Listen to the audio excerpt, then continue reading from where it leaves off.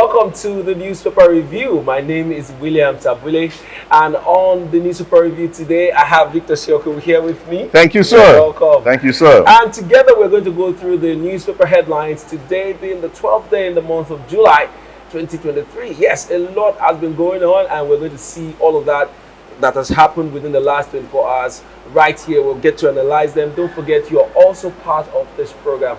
I always want you to know that. So go ahead and drop your comments and the reactions on the comment section. If you're just seeing this video for the first time, go ahead and subscribe. Go ahead and subscribe. Turn on the notification key. That helps you to get notified whenever we come up with new episodes of this program and many other programs we have for you lined up here on TAP TV. All right, let's get into the business of today, and that is the headlines. And we'll begin with Daily Independent newspaper. And on Daily Independent newspaper, we have a headline here: PDP governors decry rising insecurity killings in Zamfara.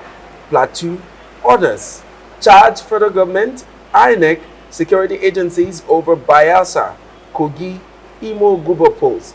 We know that those elections are coming up pretty fast, sometime in November, I believe. So yes, they need to really, tighten up security leading up to those elections, so that we don't have crisis in those areas. All right, we'll move on to other stories here. We see here, Tantita NNPC set vessel with stolen crude ablaze in Delta. All right, very interesting story. We'll move on to the main headline. It says, Senate probes fuel subsidy. Curry's 9.3 trillion naira spent in 30 days. Other stories still on the Daily Independent reads, lives must be secured for census to be successful. MBF says no nation conducts census when territories are overrun. Page 29 is where you get details of that story. Akpabio names Senate committee chairman, deputies. Tinubu 6 screening, confirmation of service chiefs. Reps constitute panel to screen service chiefs. Details is on page 7 of the Daily Independent newspaper, so do well to read up those stories. Also still on the Daily Independent, not all borders are reopened yet. Customs CG declares. That story is on page 29. Lastly, I'll take this headline. It says here, federal government acts to rally behind bleeding Nigerian airlines. Airline CEO knocks Odua Sirika over actions in sector. We lost 18 aircraft to bird strikes in 6 months. Air peace.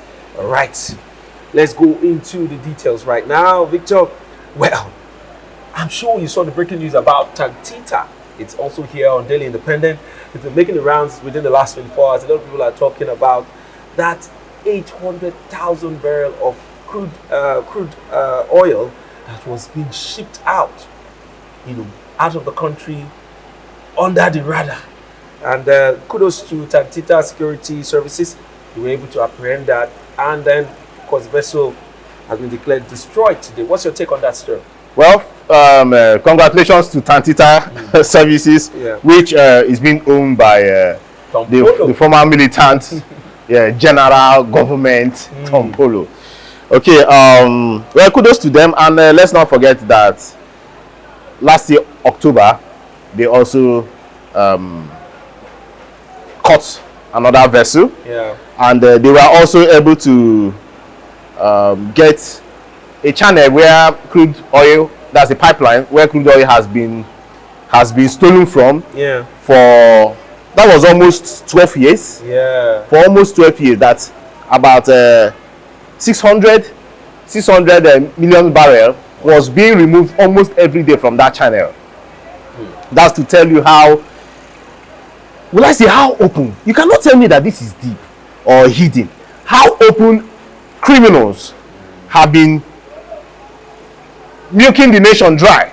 Yeah. Okay? And in this particular case, yes, there are so many uproar because of why would the vessel be burnt, be set ablaze. But that aside, I will get back to that if we have time. But the issue now is, for the fact that this same vessel has been doing this over about 11 years. Wow. Under the radar for 11 years. For 11 years.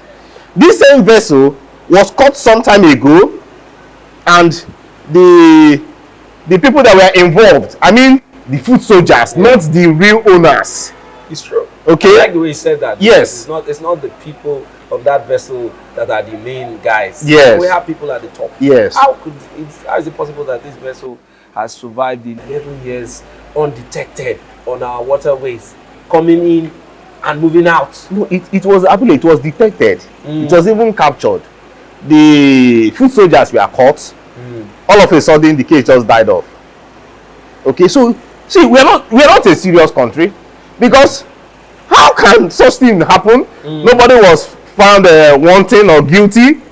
Same thing that even happened in 2004. In 2004, a vessel was caught, and at the end of the day, the military officers were called out. Although in that case, in that 2004, some were sent to prison.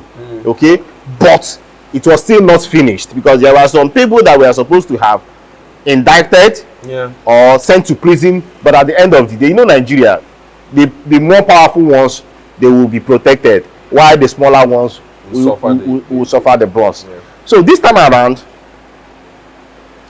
there are still some persons out there saying that for the fact that Tom Polo is doing all this, is more like eye service or showing up work, because his job on the, as it stands right now, is being threatened by what's his name again? Remind me this name. Asari Dokubo. Okay, but in all, it is good news that this particular vessel, one might say, okay, for me, it's a small vessel.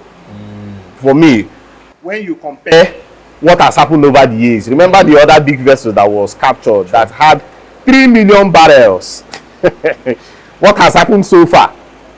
If it's about that, if it's that vessel that was set ablaze and destroyed, okay.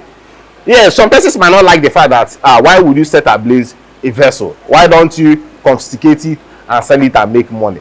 My brother, at the end of the day, it might just still be the owners. It will disappear. Yes, the owners might still collect it back. Yes. So at the end of the day, I find it okay, to destroy it. But from the environmental part of it, I did not want them. It was an eyesore for me to see the vessel being destroyed or set ablaze by a helicopter right there on the river. Are you getting me? It could have been nicer. You pull out the vessel out of the water, then you can destroy. You might not even need a bomb, or you just contract it to people. In fact, you can even sell it. I'm coming, not selling that you go back and use it. Okay, sell it to for people that buy wrecked ships. They will butcher it, and business will be made at the end of the day. So, but going forward, we want to hear more of this. I mean, more of capturing vessels like this. And I hope and I pray that the next catch will be a big fish. Now, we also want to, I also want to make this known. At the end of the day, the owner of the vessel, or now they are using the word allegedly. Allegedly, they are not mentioning the real owner of the war or of the vessel. Yes, it's MT Turatu, but the real owners of this vessel has not been mentioned. Now there are still background news that the person had already sold this vessel out. So another case. By the time you might start investigation, you now hear that he sold it to this person. This person sold it to this person. I dropped it here. I don't know that they carried it to Nigeria. Let's see how it goes. We've heard these stories before, and we know that we don't always get to hear the conclusion of the matter, because of course we know that it will surely link to somebody in power, somebody there in the corridors of power, to block all of this investigation. So as for destroying the vessel, I think it was a good move. It sends a message back to these people in high places perpetrating this evil act, that okay, when we grab your vessel, we don't have time to negotiate with you as to whether we want to release it back to you or not. We'll destroy your vessel. So you feel the loss that you're incurring, that you're putting on Nigerians. Nigerians are feeling, when they steal these products and sell outside, well, Abule, which loss? Do you know how much that vessel must have made over the years? Okay, so it might not be a loss. But yes, it's a message to them that, of course, we will continue to go after you guys. When we grab your vessels, we destroy them.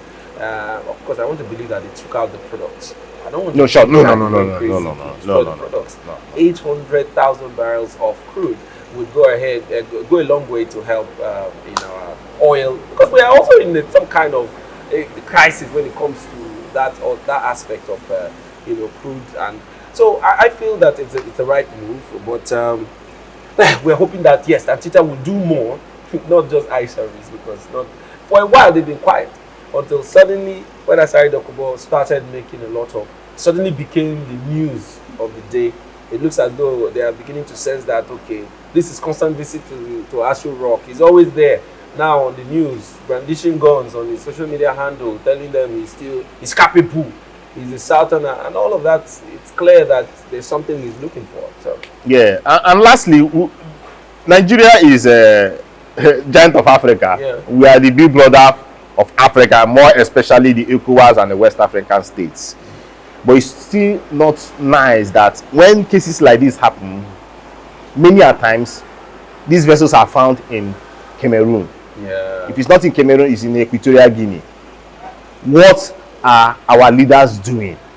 But one my answer, come on, your leaders are into this. Okay, yeah. At the end of the day, okay, but it's still not nice. It's a big slap on our face but that, we know that our neighbors the will be stealing. Yeah, it was caught in Ondo State. It left escravos through Ondo State, heading to Cameroon. Yeah. So you find out that these deals, these countries by our corners are more like parasitic. Are you sure they are the ones that, or they are the destination for this product? They might just be a window where these products pass through to other clients, not them. Then if you get back to what happened, the one that was caught in Equatorial Guinea, mind you, these documents have been made though.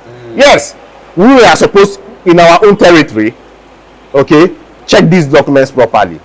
These things don't just, you just don't enter into people's seas like that, okay, without them verifying what you are carrying, where you are heading, and okay, look at this particular vessel now, cannot even be tracked anywhere on the world softwares. You find out that there are agents out there that these guys settle and make their way out, down to the buyers. Although for the buyers, it's just, this business is more like a drug business. At the end of the day, you don't even need a certified company to buy this product for you. They know how they collect their monies. All right, let's move away from that story now. We're going next to the Guardian newspaper. Let's see what the headlines looks like there. And on the Guardian, we begin with the big story here. It says Akpabio, 13 senators to earn over 5.6 billion naira ex-governor's pension benefits. Page 6 is where you will get details of that story. Also, still on the Guardian, hotel staff to die by hanging for killing manager, UK returnee. Page 8 is where details of that story is. Separating empowerment projects from first ladies, vanities. You see that story on page 5 of the Guardian. Also, Tinubu breaks silence, orders arrest of Plateau Benue killings mastermind.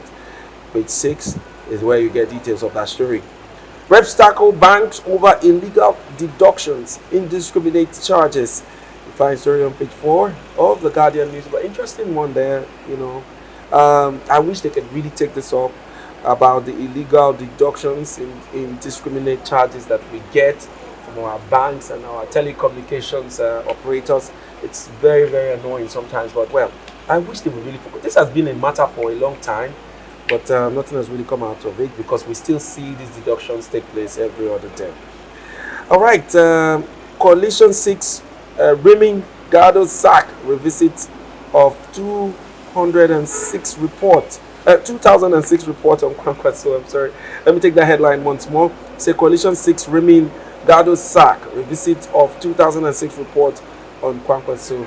All right, that's all the headline we'll be taking on the Guardian newspaper. So do well to pick up a copy and read details of that story. But before you get to the details of the story, let's talk about this headline. That's the main headline here on the Guardian that is referring to 13 senators to earn over 5.6 billion naira ex-governor's pension benefit. So this has been a discussion for a while where a lot of people have wondered Why do we have this? It's almost like now a tradition where we see governors move on to being senators and remain there. It's more like a reward for service. When you finish your governorship, you go to being a senator. So the people of your state reward you with the senatorial position, so you sit there and still collect pensions as an ex-governor and then collect salaries as the senator. When you retire or leave the office of the senator, you still collect pension from both ends. Why is the government not thinking of cutting cost of governance, cost of maintaining these profiles, these portfolios, to a level where we say, okay, you are sharp in this capacity. If you're moving on to this one, you let go of one. What do you think is going on? See, Mr. Bule, for the fact that we do not penalize our leaders, that is why they can just come, oh, so far you just win an election, anyhow, just win the election and get in there. At the end of the day, if you don't do well, you can even find a way, get another position, maybe in the Senate or elsewhere. Like you stated out for me yesterday, you sent it to the group that Yemi Osibanjo has gotten a job. That is how many others have been also getting jobs, and they will post it out there for you. Nigeria is really a joke. Why do I say that? Because for the fact that, for me, one might say that I'm having a war with Tambuwa, but for the fact that somebody like Tambuwa would fail to the extent that his state is the most poorest state in the nation, then you now find your way into the Senate. What are you going there to do? At the end of what are you going there to do? You could not handle your state. You now want to go there as a senator, and come to think of it, we've seen several images, pictures or videos of this, I would need to use the word, old and retired politicians or governors that go to the Senate to sleep. Okay, these guys, many a time, they don't have anything to offer to Nigerians, and at the end of the day, they are collecting pensions for a job that they did mostly, that they are supposed to even pay back their people. So just imagine that we have rules that will state that, okay, these are the indices before you enter into this position as a governor or a public officer. If you don't meet up this target, my brother, you will pay this amount of penalty, or you serve 10 years imprisonment if you don't meet. See, we need to find ways and make this governance a serious matter. Because how can, okay, 109 senators that we have, 14 of them are former governors. So they have used this place, that's the Red Chamber, as a retirement ground. And at the same time, you are collecting emoluments, bonuses, salaries. Then you are collecting pension of being an ex-governor. We are not even talking about only pension here. Remember all the benefits that we were mentioning the last times. Houses, cooks, every 5 years they give you like 4 or 5 fresh cars from the oven. And at the same time, you are collecting money as senator. And at the same time, you are collecting what do you call it? Those monies for their constituencies, constituency allowances and constituency funds that at the end of most of them will not use. Look at what happened with the Delta State senator that was jailed, and now the Supreme Court. We are not serious in this country. At the end of the day, you find out that some persons out there, I've mentioned Tambuwa, some persons out there are not supposed to be there at all. Okay, but what are we facing now? It's more like these guys make laws for themselves. By themselves. That's the funny part. All the laws that are encouraging all this, unfairness in the system are made by these people, and they uphold it every day. They make new laws to enrich themselves. Remember, just months ago, we're talking about them pushing for increment in the salaries of politicians. In a time like this. We're talking about these pensions, that the double collection from one end and the other. They still want to increase these salaries. So you see that the laws that they make are just meant to empower them and enrich them every day. So some of them have made these senatorial seats their family houses, like the outgone Senate President Lawan. Is his family house? That's why when he wanted to run for presidency and one guy came out and say, I want to take over the seat to say you're going higher. When he lost, he came back and forced the guy out. And illegally. Okay.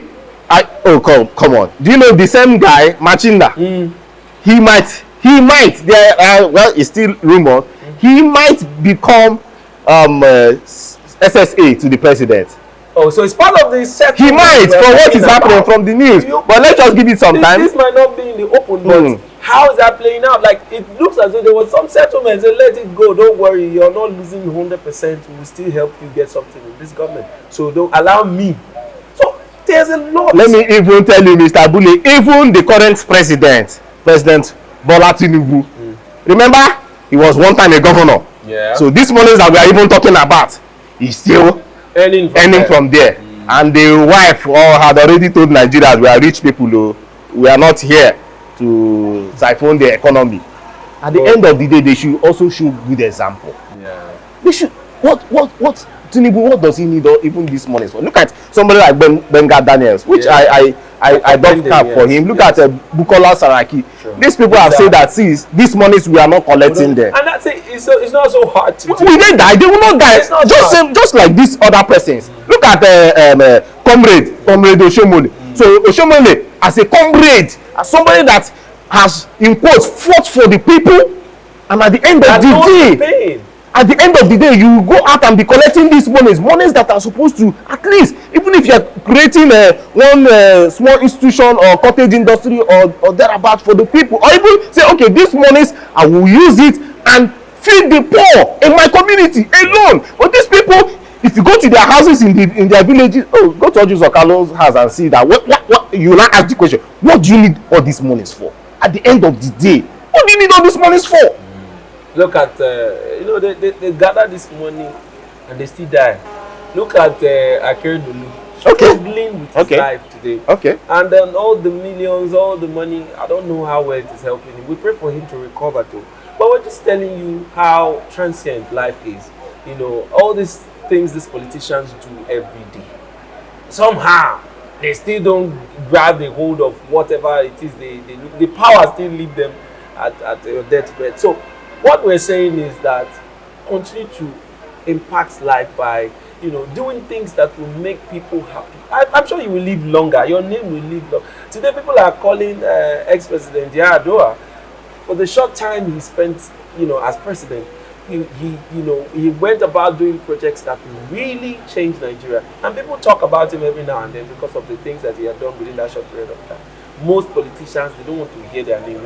If you die today, nobody will reason you again. So, my brothers, my sisters in that high-end office, please, you're not the only one that is in Nigeria. Let's do things that will help other Nigerians have some kind of, let them have hope. Recently, the pressure has been so much, And we've not seen governors say, okay, because of the pressure, former governor, what's his name now? The one that just let go of his pension. Bukola Saraki? No, the other, Benga. Yeah. That's the kind of move we expect these governors to make. And remember that when Obi was campaigning, he was talking about this kind of things. Why do you think it is reasonable for you to collect here, collect there? Why don't you let go of some so that you can be infused back into the economy? And even if it is just, maintaining one healthcare facility for people to have access to good healthcare, it will be something reasonable. But no. Or even to employ teachers for your community. Just your community alone. We're not even saying that you should go further. Come on. Go to Oju's Okalo. Although Oju's Okalo was or is a rich businessman, you can't take it away from him.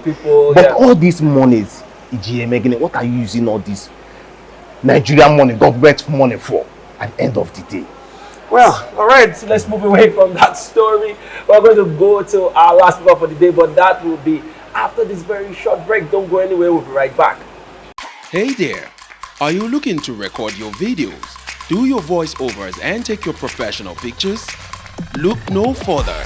With our state-of-the-art newsroom, photography, kitchen for our food content creators, and exclusive children's studio, we certainly can deliver the best studio experience. Our carefully designed studio space can bring your diverse creative content ideas to life. We aim to consistently serve value to our customers far and wide. Come, let Tharv Media give life to your dreams. Tharv Media, a slice of infotainment. Welcome back from that short break, and want to thank you for watching up to this time. We're still taking headlines across newspapers, and this time around we're going to the Daily Sun newspaper, and let's see what the headlines look like there. From the top it says here, anger, tension in Southeast as Ekpa declares 2 weeks sit at home from July 31st. Peace group ask Finland to repatriate him. Other IPOB members abducted Reverend Father. 3 others freed in a Boeing. Details of those stories you find on page 4 and 26 of the Daily Sun newspaper. And the big story here on the Daily Sun reads, House of Reps stops CBN. Universities says no to Apex Bank social media KYC policy. Varsities, Unity Schools tuition fees hike. Page 6 is where you will get details of that story. At the bottom here, we see Senate standing committees, Akpabio snubs ex-governors, PDP ranking senators, names heads of appropriations, public accounts, 6 committees. Details on page 6 of the Daily Sun newspaper. Also, we see here, Benue Assets Recovery Committee storms Autumn's house, cuts away exotic cars. Page 27 is where you get details of that story. NNPCL gearing up for IPO. Kyari seeks support to tackle insecurity, inadequate funding. Also, parallel market aggregator Aboki FX raises exchange rate to 800 naira per dollar.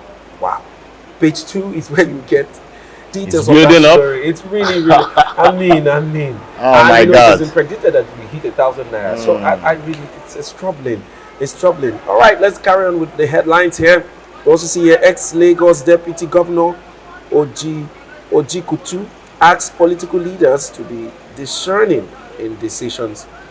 Page 29 is where to get details of that story. So let's move away from the stories now and go to our conversation. And this time we're looking at Simon Ekpa's declaration of 2 weeks sit at home from July 31st. What do you think is going on in the Southeast? Why are the governors of the southeastern state tolerating this, I don't know what to call it, this criminality, if I would put it that way? Well, let's say I wouldn't want to blame them that much, so much. Yes, they have a portion of their blame. Yes, and reason why I would say they have a portion of the blame because they are more like perceived as the chief security of their states. Okay. But that aside, I think it is now time for the military to come in. Okay. And why am I saying this? Because we need peace. We need peace. And if this is not taken care of right now, the next we might just hear is 1 month sit at home. Remember, look at the progression. Yeah. At the time it was 3 days, then 1 week, then they are not taking a break now, then 2 weeks. It's not making sense any longer. Businesses are dying or are dead. That is it. To stay at home against their will. Yes. It's not like they really want to stay at home. If they really wanted to stay at home, why are there been cases where they say sit at home order and then you have markets open and then they now have to have their illegal security personnel go to these markets to flog people and force them back to their houses? It's clear that the people in the Southeast don't want to sit at home. They are losing billions and billions of naira every day from their businesses to this nonsense. And it is by force. It is not because they want to stay at home. You hear these assailants that come out to force them back saying things like, you must obey the laws of Biafra nation. You live in Biafra nation, so go back to your house. Why did you come out and they flog them? Without giving them food. And so you want this in a time like this, it's crazy. You don't feed these people. They are coming out to earn a living, and you say they should go back and stay hungry for a Biafra nation that is yet to exist. There is a process going on, understandably, but we cannot have somebody from outside Nigeria living in a very comfortable land, in a country that has given him everything that he has today, and then cause this kind of, rift back home, say 2 weeks now. And then I don't understand. So my wonder has always been, why is the southeastern governors keeping a blind eye to this, encouraging this? Why are they not speaking? They're not keeping a blind eye, especially for Anambra State. Anambra has been dealt with. You find out that when Soludo came into power, he put in some structures, yes, but those structures has failed him. But I just think that the military, like I said, they are the highest force that we have. So they should come out and do the needful. Yeah, because they were able to resist when Nnamdi Kanu was still a free man. And we saw all Nnamdi Kanu did, the kind of influence he had within the Southeast, and the movements he made.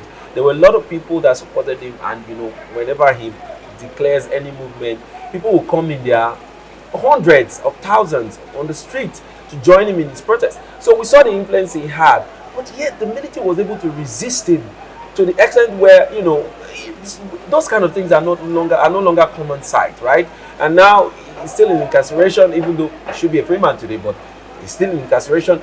But then we're saying that if the military was able to, bring some sort of, resistance and calm to that powerful move by Nnamdi Kanu, what is going on? We don't have a clear leader of the IPOB now, except for Simon Ekpa, that passes this order, and we have different groups, different parts of this group saying, okay, we are this, declaring themselves and then enforcing these laws. And I'm also faulting the government for not obeying the court. The court has already given the instruction: free Nnamdi Kanu, grant him bail, okay, while the trial keeps running. But on the other hand, Simon Ekpa and his soldiers should know that, just imagine them on their own getting forced to do something that they don't want to do. You cannot force people to stay at home and go hungry. You cannot. It does not make sense in any way. So I just pray that in the shortest possible time they should call this off, because this will be too much for Southeasterners to hold. Their economy is going down. People are leaving the place. Businesses are crumbling. It does not make sense. Go to Imo State. The inflation in a way is crazy. People cannot eat. It does not make sense. So I don't know how the government, as in the government of today, will make this happen. But Nigerian lives are on their hands right now. They need to do something and settle all this. Biafra agitating for their own independence or for their own country. See, it is not the first time. Yes. Go to Spain. Sure. They are experiencing such thing. But are they carrying out this kind of heinous act? Why would you kill your own person? Why would you kill your own so-called Biafra person? You are killing them just because you want to them. Yes. Beating them in the public. I don't understand how this thing works. They don't even have the guts to go out there and face the federal government that they say is their problem. They turn against themselves as Biafrans and begin to harass them. Look at the young man that was killed.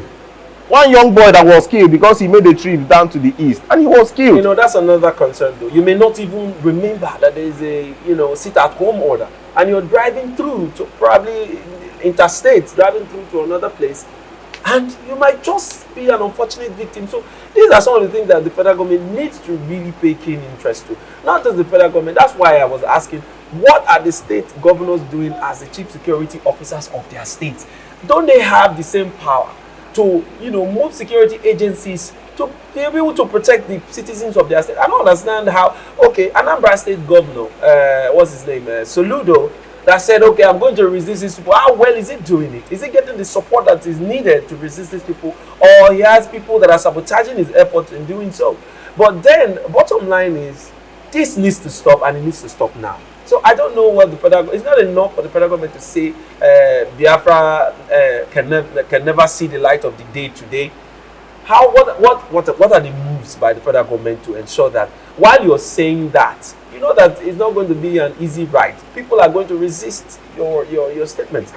while they are doing that, what are you doing about it? So something needs to be done urgently too. All right, I want to thank you, Victor. Thank you, sir. Thank you so much for coming. Sir. And to our viewers, thank you for watching. But I'm afraid this is where we're going to draw the curtains for today. Don't forget that you're also part of this conversation, so drop your comments and your reactions on the comment section. And also connect with us on all our social media handles. We're on Facebook, Instagram, of course on Chat TV. So do well to connect with us on all of these platforms. Until next time I come your way again, my name is William Sapule, and this has been the Newspaper Review here on Tap TV.